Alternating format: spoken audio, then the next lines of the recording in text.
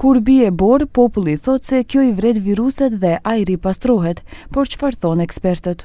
Unë besoj se kjo duhet të jetë e vërtet për shkak se jo vetëm virozat, po se ambienti në Shkup është shumë i ndotur.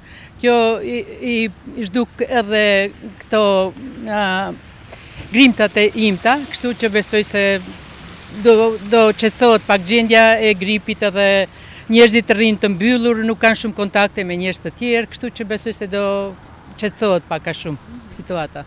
Ndryshe nga vitet e mëparshme, sezoni i gripit si vjet ka nisur më herët dhe ka përfshirë një numër më të madh të personave të prekur. Sipas epidemiologëve, aktualisht vihet reaktivitet mesatar i virusit, por me një kohëzgjatje më të gjatë se zakonisht.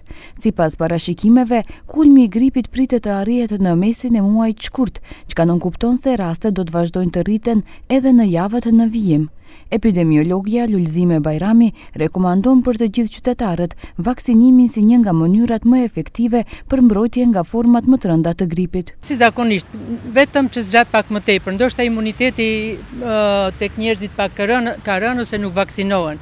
Po megjithatë unë them akcent te vaksinimi, se duhet patjetër të vaksinohen për shkak se vetmja mbrojtje që mund të jetë efikase është vaksinimi. Simptomatologjia manifestohet me temperaturë të lartë, kollë, dhimbje muskush dhe lodhje të përgjithshme, her pas here edhe me barkëqitje, thot Bajrami.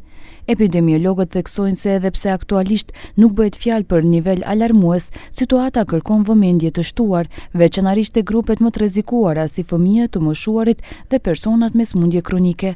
Nesër priten të dhënat e fundit mbi situatën me gripin nga Instituti i Shëndetit Publik, ndërsa në periudhën nga 5 deri 11 janar janë regjistruar 2322 raste të gripit, që paraqet një rritje prej rreth 36%, krahasuar me javën paraprake dhe 2 fish më shumë se në të njëjtën periudhë të vitit kaluar.